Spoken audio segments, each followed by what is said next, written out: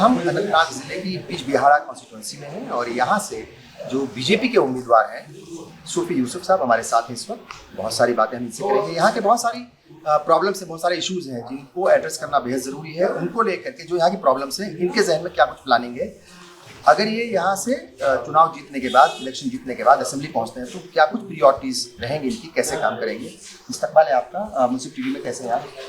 बहुत बहुत शुक्रिया आपका और आपके व्यूअर्स को मेरी तरफ से प्यार भरा से हिम्मत की दाद देनी पड़ेगी आपकी कि वैली में कम होता है, मतलब जो है बीजेपी को लेकर के। हाँ है ना, हम देख रहे हैं चारों तरफ आपके बीजेपी वर्कर्स हैं, सपोर्टर्स हैं, तो मतलब थोड़ा सा होता है ना भाई। आप तो वर्कर के तौर पर आपने काम किया है, आप एमएलसी भी रहे हैं, बहुत सारा काम किया है आपने, लोगों के बीच जाते हैं। ईमानदारी से बताइए कि कितनी मतलब जो है आपको वो गालियाँ सुननी पड़ी, कितनी बुराई सुननी पड़ी? नहीं, ये बहुत अच्छा सवाल किया आपने, क्योंकि मैं फाउंडर मेंबर हूँ बीजेपी का।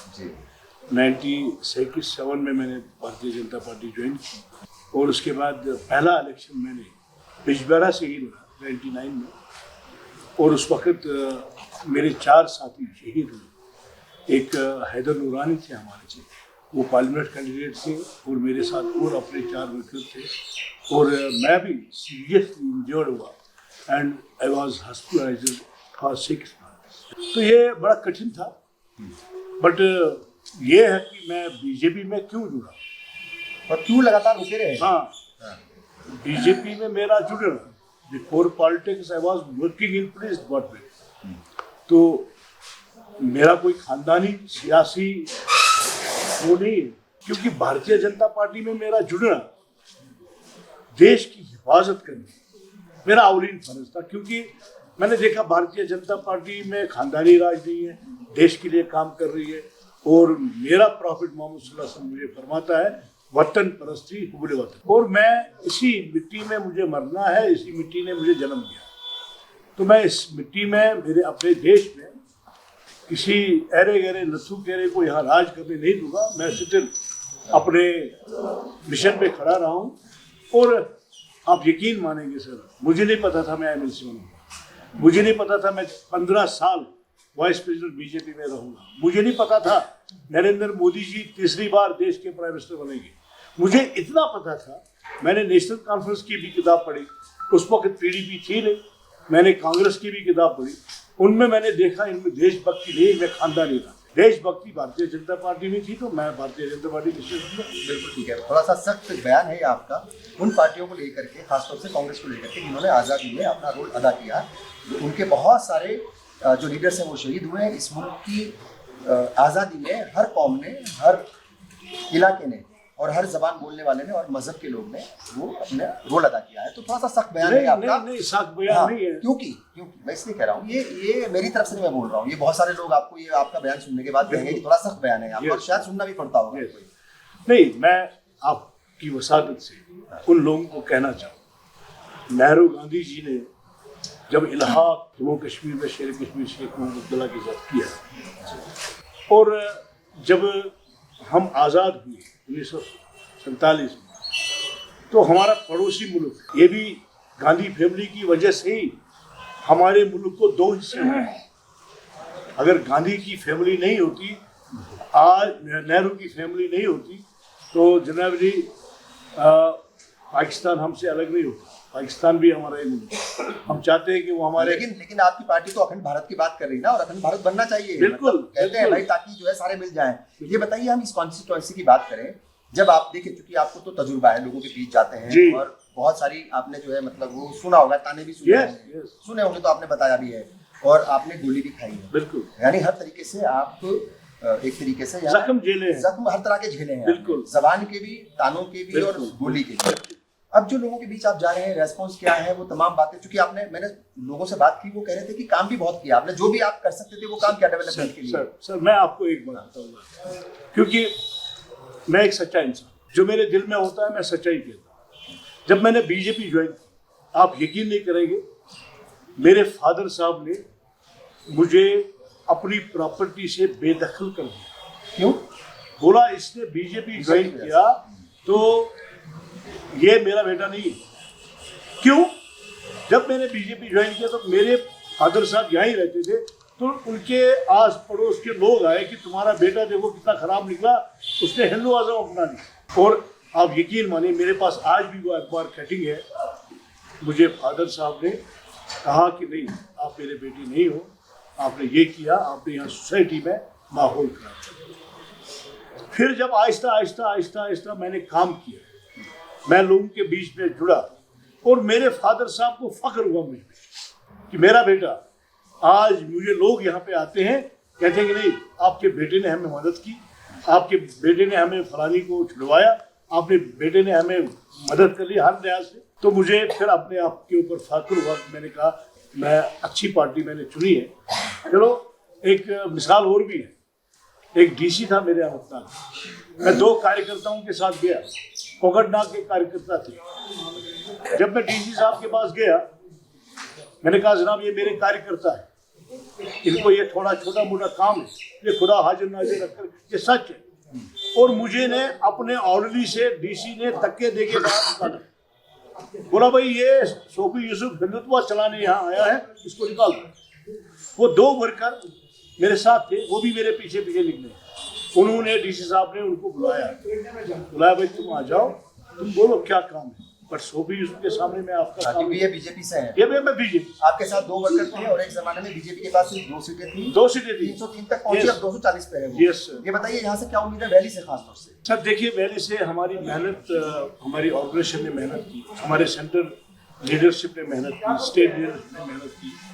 2021 में हमारे 3 कवर खिले, डीडीसी मेंबर हमारे 3 कवर खिले। आज मुझे उम्मीद है क्योंकि थोड़ी एक्सपीरियंस भी है और अब 25 साल से एक ही काम पे खड़ा हूँ, तो सोच समझ भी आ गया है।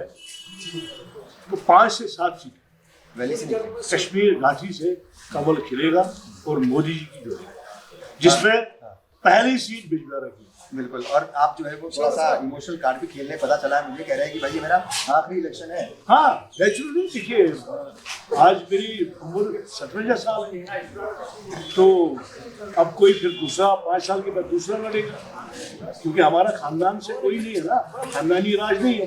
मेरे साथ इतने कार्यकर्ता है भारतीय जनता पार्टी के, मेरा ही राइट नहीं है। अभी कितनी उम्र है आपकी? सर 57 साल। 57 अभी हमारे पीएम जो है 75 के आसपास हो गए और आप 57 पे जो है वो नहीं बैक हो रहे हैं, ऐसा थोड़ी चलेगा। नहीं वो नहीं, मैं लोगों से अपील करता हूँ कि आपने मुझे वोट देने के बगैर मैंने आपकी नौकराजी की, आज आप मुझे वोट दो, मैं आपकी नौकराजी करना चाहता हूँ। जब आपको 5 साल के बाद लगेगा सोफी यूसुफ ने नौकराजी वाकई में की, तो तब ये मुझे खुद ही बोलेंगे कि आप दोबारा। अदरवाइज मैंने लोगों से यही अपील करके कहा कि मेहरबानी करके आज आप मुझे वोट दे दीजिए। हो सकता है कि जिंदगी पे भी भरोसा नहीं होता, हो सकता है मेरा आखिरी इलेक्शन है, ताकि जो मेरी पार्टी ने मेरे ऊपर भरोसा जताया, मैं उस भरोसे के ऊपर खड़ा। हम बहुत सारे लोगों से बात कर रहे थे, अभी हम रुके भी एक जगह सीट के बाद में, उनकी प्रॉब्लम्स हैं। नौजवान जो तबका है, देखिए यहाँ जम्मू कश्मीर का जो नौजवान है वो पढ़ा लिखा है, अच्छी अंग्रेजी बोलता है और बहुत समझ रखता है सियासत की भी, समाज की भी, और हर एक मतलब फील्ड में उसकी दखल अंदाजी है, मतलब बेरोजगार है, हाथ में काम नहीं है। उसको किस तरीके से जो है आप रोजगार देने का काम करेंगे? और एक बड़ा मसला ये भी बताया है कि जब यात्रा चलती है 3-3.5 महीने ट्रैफिक डाइवर्ट होता है, वो अननेसेसरी ऐसा करते हैं, ये लोग कह रहे हैं इस बात को। नहीं, ये तो उस पर काम करने की जरूरत है और किस तरीके से आपका रोल रहेगा उसमें? देखिए, ये बिल्कुल सच है। जब मोदी जी ने 2014 में वो देश के प्रधानमंत्री बने, उस वक्त यहाँ के रीजनल पार्टियों ने 15 लाख नौजवान यूथ हाथ फैलाए हुए बैठे थे, जो रोजगार के लिए तरस। उसके बाद ये आंकड़ा बढ़ गया क्योंकि पॉपुलेशन ज़्यादा बढ़ती है। बट मैं फिर भी मोदी जी को मुबारकबाद देना चाहूँगा। उन्होंने स्किल इंडिया के तहत, मेक इन इंडिया के तहत, मुद्रा बैंक के लोन के तहत 36,000 करोड़ रुपया नौजवानों को दिया। छोटे छोटे यूनिट्स नौजवानों ने खोले, जैसे आपने देखा यही होटल खोले, एक कहीं पे उन्होंने अपना दुकान चलाया, कहीं ने फिश पॉइंट खोला। बहुत सारे नौजवानों को जो है रोजगार मिला। और तीसरी बात यह है कि 76,000 करोड़ जो इंडस्ट्रियल सेक्टर के लिए यहाँ पे आ गया है, जिसमें 38,000 करोड़ रिलीज हो गए। और मोदी जी ने वादा दिया है कश्मीर के लोगों को कि 5 लाख यूथ को प्राइवेट इंडस्ट्री सेक्टर में मैं नौकरियाँ दूँगा। और उसके साथ साथ यहाँ पे जो सरकारी नौकरियां, सरकारी नौकरियां भी साफ सुथरी होगी। 10-15 हज़ार नौकरियां ऐसी लगी, कहीं पे करप्शन नहीं, कहीं पे मतलब मेरठ में जो आया उसको नहीं। और मेरा सबसे बड़ा मुद्दा जो है, यहाँ नौजवान बेरोजगार और ड्रग्स में भी मुलविस है वो। ड्रग्स में सो मुझे लगता है कि अब बाहर आ चुके हैं, क्योंकि 5 साल के बाद, आज 5 साल हो गए, आज हमारे नौजवान खेलकूद में मुलविस हैं। आज हमारे नौजवान अपने माँ बाप के साथ कारोबार करना चाहते हैं। आज हमारा नौजवान जो है खेती बाड़ी करना चाहता है। आज हमारा नौजवान छोटे छोटे यूनिट्स खोलना चाहता है। आज हमारा नौजवान पत्थर नहीं उठाने वाला, आज हमारा नौजवान गन नहीं उठाने वाला। ये मैं मोदी जी को ही मुबारकबाद देना चाहूँगा, क्योंकि उन्होंने यहाँ अमन लाया है। अलबत्ता मेरा एक, जो आपने मुझे सवाल किया, मेरा ख्वाब है, सपना है कि जो यहाँ पे नौजवान है, मेरे अपने लिए नहीं है। अगर मैं कल MLA बनूंगा तो मुझे अपने लिए नहीं है, मैं नौजवानों के लिए खड़ा हूँ। और मुझे उम्मीद है जब मैं मोदी जी को कहूँगा, अमित शाह जी को कहूँगा, राजनाथ जी को कहूँगा कि मेरी कॉन्स्टिट्यूंसी में 5,000 लोग बेरोजगार हैं, वहाँ रिक्रूटमेंट करिए, वहाँ भर्ती करिए, फौज में, पुलिस में करिए। मुझे लगता है मोदी जी और अमित शाह जी और राजनाथ जी मेरा नहीं टालेंगे, क्योंकि वो मुझे पर्सनली जानते हैं कि सोफी यूसुफ लोगों के लिए काम कर रहा है। अगर सोफी यूसुफ ने कोई बात हमें कही, मुझे लगता है कि यहाँ हमारा नौजवान को रोजगार मिलेगा। लेकिन हर नौजवान के हाथ में, बल्कि हर उम्र के लोगों के हाथ में ये स्मार्टफोन है जी। वो इसमें वीडियोस देखते हैं। बिल्कुल। वो देखते हैं कि बीजेपी रूल्ड स्टेट्स जो हैं, हाँ। वहाँ पर मुस्लिम तबके के साथ ज्यादती हो रही है, जी। मजहब के नाम पर उनको परेशान किया जा रहा है, कई लिंचिंग हो रही है। और उस लिंचिंग को कई बार कई सूबों के chief ministers direct indirect way में जायज भी ठहराते हैं। अभी हमने देखा 2 दिन पहले हरियाणा के सीएम उसको कह रहे थे कि यहाँ गुस्सा होता है, फिर वो ऐसे हो जाता है। तो वो नौजवान जो आपका वोटर भी है, वो जो नौजवान जो आपके साथ खड़ा हुआ है, वो नौजवान जो आपके इलाके का है, उसको कैसे आप समझाएंगे, उसको कैसे बताएंगे? क्योंकि उसके दिमाग में ये बात तो है, ये बात हिंदुस्तान के लोग भी मानते हैं कि ये एंटी मुस्लिम माइंडसेट के साथ काम करते हैं। ये मैंने आपने पहले खुद सवाल किया कि जब आपने यहाँ बीजेपी चलाई तो आपको कितनी मुश्किलात किसी के साथ करना पड़ा। मैं आपको बताऊँ, मोदी जी ने जितनी भी योजनाएं लाई, उसमें क्या लिखा था? ये मुसलमान के लिए नहीं है, ये हिंदू के लिए है, ये सिख के लिए है, मुसलमान के लिए नहीं है। उसमें ये लिखा था सबका साथ, सबका विश्वास और सबका प्यार। अलबत्ता कुछ मीडिया के लोग, आपसे मैं माफी चाहता नहीं, कहिए, बिल्कुल कहिए। हूँ, तो मीडिया के लोग जिनको मोदी जी के साथ प्यार नहीं, वो ऐसी बातों को ज्यादा फैलाते हैं। और दूसरा, कुछ ऐसे लोग जिनको मोदी जी का डर है, तो वो अपने क्षेत्र में, अपने इलाके में ऐसा फैला लेते हैं। बट देश के 19.5 करोड़ मुसलमान, आप भी मुसलमान, मैं भी, 19.5 करोड़ मुसलमान मोदी जी के विचारधारा के साथ जुड़ चुके हैं। आप यहाँ के मौलाना को देखिए। अब मोदी जी को मैं मुबारकबाद देना चाहूँगा, यहाँ नेशनल कॉन्फ्रेंस और कांग्रेस ने जमात इस्लामी के ऊपर बैन लगाया, उन्होंने बैन लगाया। वहां पे ही आपके सवाल का जवाब, उनको कभी इलेक्शन लड़ने नहीं दिया। उनकी जमात इस्लामी जमात के ऊपर बैन लगाई है कांग्रेस ने और डॉक्टर फारूक अब्दुल्ला ने। आज मोदी जी की सरकार है, आज जमात इस्लामी के 10 कैंडिडेट हमारे कश्मीर में इलेक्शन कंटेस्ट कर रहे हैं। ये तो हम है ना। अभी आप इंजीनियर रशीद को देख लीजिए, मैं जानता हूँ वो ठीक बंदा नहीं, उसने देश के खिलाफ बहुत काम किए, देश के खिलाफ आज भी वो आग भड़क रहा है। बट उसने इलेक्शन लड़ा तो उसको लोगों ने जिताया। मोदी जी बड़े खुश हैं कि इंजीनियर रशीद जीत गए। तो इसका मतलब हर एक को राइट मिला। कैसे खुश हैं? आपको हर एक को राइट मिला। खुश आपको कैसे? हर एक को राइट मिल रहा है ना, चाहे मुसलमान हो। जैसे आपके सवाल कर रहे हो, यहाँ हिंदुइज्म नहीं चल रहा, यहाँ सबका साथ सबका विकास चला। अलबत्ता देश का सुनिए मेरी सर, अब 18 करोड़ हमारे देश में कार्यकर्ता है, तो हाथ में उंगलियां 5 से, कहीं छोटी है कहीं बड़ी। किसी छोटे मोटे लीडर ने अगर कोई बयान दिया वो उसका जाती बयान है। आप मोदी जी के बयान को सुनिए। मोदी जी बोलता है मुसलमानों को, आपके हाथ में, बच्चों के हाथ में कंप्यूटर होना चाहिए और कुरान होना चाहिए और कलम होना चाहिए। आप देखिए मौलाना साहब के वो जियारत में कैसे जाते हैं मोदी, तो ये गलतफहमी है लोगों में। आप इसको दूर करेंगे हम? सर दूर हो गई है, कर दी दूर हो गई है। हिंदुस्तान की पॉलिटिक्स का यहाँ पर क्या असर देखने को मिल रहा है, खासतौर से आपकी कॉन्स्टिट्यूशन की बात करूँ मैं, क्योंकि मैंने कहा ना भाई मोबाइल है, सारी चीजें आती हैं, खबरें भी आती हैं, उल्टी सीधी, ये तमाम चीजें होती हैं। देखिए आज जम्मू कश्मीर के लोग जो है, मेरी कॉन्स्टिट्यूंसी की बात, तो मेरी कॉन्स्टिट्यूंसी में बाशुबूर लोग हैं, पढ़े लिखे लोग हैं। जम्मू कश्मीर में लोगों को पता चल चुका है कि झूठ की सियासत कौन कर रहा है, सच की सियासत कौन कर रहा है। मैं आपको बताना चाहूँगा, मैं राहुल गांधी से आपके माध्यम से सवाल करना चाहूँगा। राहुल गांधी जी, नेशनल कॉन्फ्रेंस का मैनिफेस्टो है कि यहाँ पाकिस्तान के साथ बात करें। नेशनल कॉन्फ्रेंस का मैनिफेस्टो है कि दफा 370 को हम वापस लाएंगे। नेशनल कॉन्फ्रेंस का मैनिफेस्टो है कि 35A को वापस लाएंगे। और राहुल गांधी जी नेशनल कॉन्फ्रेंस के साथ, उस मैनिफेस्टो के साथ, उनके साथ अलायंस करते हैं। मैं राहुल गांधी जी को कहना चाहूँगा, देश के 140 करोड़ देशवासी राहुल गांधी से सवाल करते हैं, आप हमें जवाब दे दीजिए, क्या आप फारूकुल्लाह के मैनिफेस्टो के साथ हैं? अगर नहीं है, उनको क्लियर करें, क्योंकि यहाँ देश एक, विधान एक, प्रधान एक, वो हो चुका है।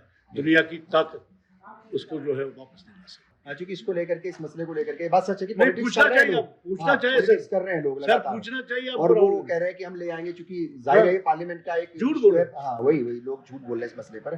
तो तमाम चीजें हैं, सारी बातें आपने बताई हैं कि कैसे डेवलपमेंट की राह में आप इस कॉन्स्टिट्यूएंसी को भी, इस इलाके को भी आगे लेकर के जाएंगे। यहाँ की खवातीन हैं, उनके भी अपने इश्यूज हैं, बिल्कुल उनके भी इश्यूज हैं, उनसे क्या अपील करना चाहेंगे, आप क्या कहेंगे? देखिए, मैं आपकी माध्यम से जम्मू कश्मीर के लोगों को, खुसूसन अपनी बिजबेड़ा कॉन्स्टिट्यूंसी के अपील करना चाहता हूँ। हमने आपको बहुत कुछ दिया है, हमने आपको, अगर हम डेवलपमेंट की बात करें तो अगर गिनवाएंगे इसमें 2-3 घंटे लगेंगे। आज सबसे बड़ी बात मैं कहूँगा, हमने आपको अमन दिया। आज हमारा बच्चा, हमारा टैक्सी ड्राइवर, हमारा मुलाजिम, हमारा पॉलिटिशियन, हमारा दुकानदार सुबह निकल के शाम को खुशखुशबी से वापस घर आता है। कोई डर नहीं है उसको कि कहीं पत्थर मत लगे, कहीं डर नहीं उसको कहीं गोली मत लगे, कहीं डर नहीं उसको कि हड़ताल मत होगी। तो मुझे लगता है कि लोग इसके साथ जुड़े हैं। यहाँ के लोग अमन पसंद लोग, अमन चाहते। कुछ लोगों को बहकाया गया था, अब वो जो लोग बहके गए थे वो वापस आ गए। जैसे जमात इस्लामी 10 कैंडिडेट कौमी दायरा में वापस आए। तो इसीलिए आज लोग चाहते हैं कि हमने देश की सलामती को बरकरार रखना है और देश में तरक्की हमने करनी है, और हम देश की तरक्की के साथ हाथ जोड़ेंगे ताकि देश तरक्की करे।